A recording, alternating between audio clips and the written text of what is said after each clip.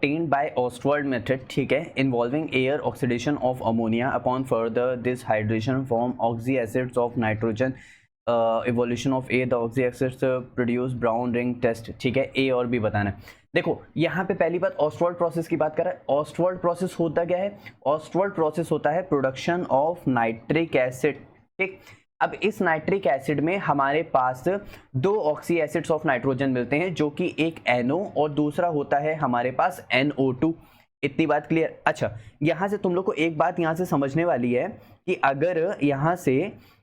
अगर हम लोग अमोनिया को ले रहे हैं तो अमोनिया हम लोग कर रहे होंगे ऑक्सीडेशन।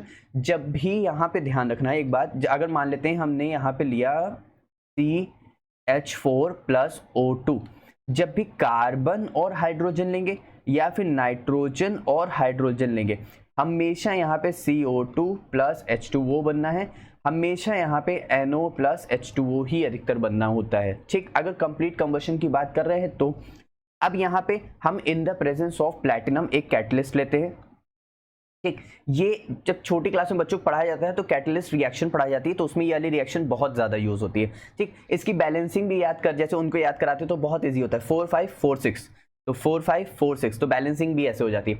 खैर छोटे बच्चों पर, अब यहाँ पे हमारे पास NO, फिर उसका फर्दर ऑक्सीडेशन होता है नाइट्रिक ऑक्साइड का, तो हमारे पास यहाँ से क्या बनता है? Nitrogen dioxide. अब इस नाइट्रोजन डाइऑक्साइड को हम लोग वाटर के साथ ट्रीट कराते हैं तो हमको मिलता है नाइट्रिक एसिड। क्या मिलता है? Nitric acid. प्लस यहाँ से एक्स्ट्रा यानी जो बाय प्रोडक्ट के फॉर्म में रिलीज होता है NO, यही NO यूज्ड होता है हमारे पास, gives positive brown ring test देता है। क्या देता है? Gives positive brown ring test. तुम लोग ने बहुत बार देखा होगा कि हमारे पास जैसे क्या कहते हैं, एक टेस्ट ट्यूब है, ठीक है, इसमें हमारे पास यहाँ से FeSO4 पड़ा हुआ है, यहाँ से ऊपर ड्रॉप से हम लोग कॉन्सनट्रेटेड H2SO4 डाल रहे हैं और किस में मिक्स कर रहे हैं? हम लोग HNO3 में मिक्स कर रहे हैं।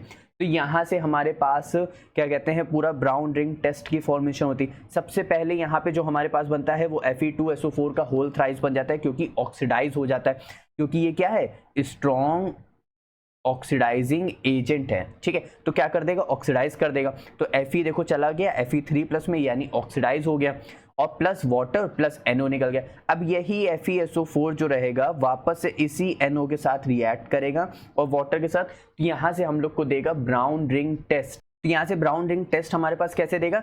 देखो Fe को मिला दो Fe, फिर मिला दो उसको NO के साथ, फिर यहाँ पे मिला दो उसको H2O के साथ, बाकी बचा SO4 को ब्रैकेट के बाहर कर दो इस तरह, तो हमारे पास ये कंपाउंड की फॉर्मेशन हो जाती है। कैसे? यहाँ पे ध्यान दो, ये देखो Fe है, NO है, H2O है और SO4 बाहर निकल गया, या तो कभी कभी 2+ भी लिख देते हैं तब भी काम हो जाता है। इसी को हम लोग बोलते हैं ब्राउन रिंग की फॉर्मेशन किसकी मदद से हो रही है? NO की मदद से हो रही है। और जो B कंपाउंड है हमारे पास कौन सा रिलीज हो रहा है उसके ऑक्सीडेशन के बाद? वो रिलीज हो रहा है NO2। इसका मतलब हमारे पास एक NO है और एक NO2 है। तो NO तो कहीं है ही नहीं, तो सिर्फ ऑप्शन नंबर 4 में ही है, तो ऑप्शन नंबर 4 मेरे पास क्या हो गया बच्चों? करेक्ट हो गया।